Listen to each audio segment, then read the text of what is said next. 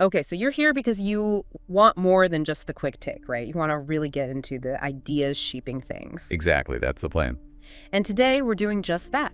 We're diving into something pretty exciting happening in the Southern California arts world. Yeah, we've been looking into this really bold new production about to open at the Sierra Madre Playhouse. It's called In Search of an Exit. Bold seems like the right word. It sounds like quite a leap for them. A world premiere, actually, from Steven Atwater and Thomas Ford. They're being called, and this is quite a description, two of America's most fearless dance artists. That definitely catches your attention. It does. And just so you have the details up front, this is happening May 17th and 18th, 2025. Both nights at 7:30 p.m. right there at the Sierra Madre Playhouse. Definitely dates to note down if you're in the area. But it's more than just the dancing itself, isn't it? The core themes sound incredibly relevant. Totally. From what we've gathered, it's tackling some really fundamental stuff. Otherness, belonging, that whole complex search for identity. That fragmented feeling, trying to piece together who you are, it sounds like they're really going deep on that. Absolutely. So our mission here today is to kind of unpack what makes this production potentially so impactful. How are identity, movement, and maybe even futurism colliding here? Yeah, let's dig in. And these artists, Atwater and Ford, they're not exactly newcomers. They both bring quite a bit of history to this. Right. Steven Atwater, for instance, he's got this reputation for pushing the boundaries of concert dance. Yeah, and his work being shown at the Martha Graham Company's Next at Graham series. That's significant. How so? Well, the Graham Company is, iconic modern dance, but Next to Graham is specifically about fostering new directions, experimentation. So him being featured there really highlights his forward-looking perspective. He's engaging with tradition, but clearly pushing beyond it. Okay, that makes sense. He's building on, but also breaking from, maybe? Seems that way. And Thomas Ford, his background is also really rich. He's a professor at USC Kaufman, which is a top dance school. So he's deeply invested in exploring identity and representation through art. And he's performed at major venues, too, like the Joyce Theater, Symphony Space. These aren't small stages. Not at all. So you have these, elite credentials, definitely. But what keeps popping up in the material we looked at is this phrase, unrelenting humanity. What do you think that points to? I think it suggests that beyond the technical skill, which is obviously there, there's a real raw emotional core, a vulnerability maybe, something that connects on a very human level. Which brings us back to those themes you mentioned earlier, otherness, belonging, identity. How are they tackling these? Because those can feel huge, almost abstract sometimes. Well, Thomas Ford had this quote that really stood out. He said, "The piece emerged from grief, rage, and joy." Wow. Quite the combination. Right, and he asked this question within the work, how we navigate exile and still find the rhythm of hope.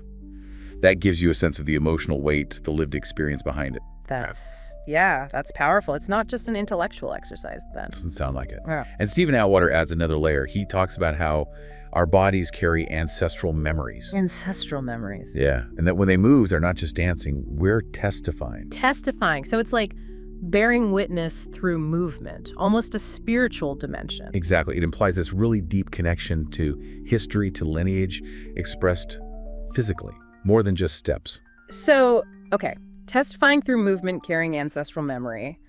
How does that translate artistically? What does the actual production look or feel like? Well, the description mentions this blend of sci-fi mythologies, original soundscapes, and emergent movement vocabularies. Hold on, sci-fi mythologies. How does that fit with ancestral memory and testifying? It's a fascinating mix, isn't it? Maybe using futuristic or otherworldly elements to explore that feeling of being outside the norm, of exile, like Ford mentioned. Could be. Creating new myths to explore old feelings.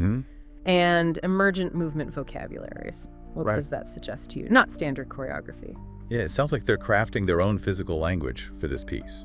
Not just pulling from existing dance styles, but maybe inventing movements that uniquely express these specific complex ideas and emotions.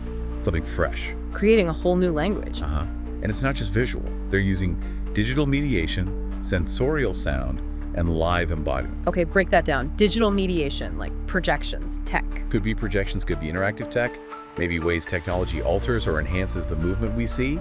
It's a bit open, but suggests a multi-layered experience. Right. And sensorial sound designed not just to be heard, but felt. Creating a visceral dreamscape, as they put it. So pulling you in through sound and visuals as much as the dance itself. Precisely. It sounds like a really immersive approach. Yeah. And one key point made is that this allows marginalized voices speak without interruption. That feels crucial. Using the art form, the technology, the whole stage to give voice to experiences that might otherwise be silenced or spoken over. Exactly. Yeah, and this fits perfectly with the venue, too. The Sierra Madre Playhouse has built this reputation, hasn't it, for staging works that challenge and provoke. Yeah, they seem committed to works that challenge, provoke, and invite reflection. This definitely sounds like it fits the bill. And it taps into a wider trend. We saw this Dance USA report. Get this, 62% of audiences are actively looking for content dealing with racial and gender inclusion. 62%. That's a significant majority. So there's a real hunger for these stories. There is, and the data backs it up further. An NEA survey showed venues programming new works by Black artists saw, on average, a 23% higher ticket retention since 2023. Wow. So it's not just important, it's also resonating deeply and keeping audiences engaged. Absolutely. People are showing up for it. And the technology piece we mentioned, it's not just these artists. We found that 83% of emerging choreographers see tech as essential for future storytelling and dance. Right. So Atwater and Ford are really on the pulse, integrating that digital mediation and sensorial sound. It's where the field seems to be heading. It really feels like all these threads are converging here. The artist's personal journeys, the universal themes, the innovative techniques, the audience demand. And the venue's mission, Yeah. it lines up perfectly. And the Playhouse's artistic director, Christian Labano, his description is quite something. He calls it transformative, a communion, a search, and then adds, perhaps a finding. Communion is an interesting word there. Suggests a shared experience, doesn't it? Between performers and audience. Yeah, not just watching, but participating somehow. And search, echoing the title, obviously, but perhaps a finding that leaves it a bit open. Well, and that ties into what we learned about the audience experience itself. It explicitly says the performance doesn't provide easy answers. Right, which might not be what everyone expects from a night out, but maybe that's the point. It invites the audience to linger in discomfort, awaken curiosity, and reconsider the question itself. So it's less about giving you the exit and more about exploring the search for it, making you think rather than just concluding. Exactly. It's about sparking that internal process in the viewer, letting the questions resonate after the performance ends. And that quote from Atwater feels like the key. Sometimes the only way out is through the body's truth. That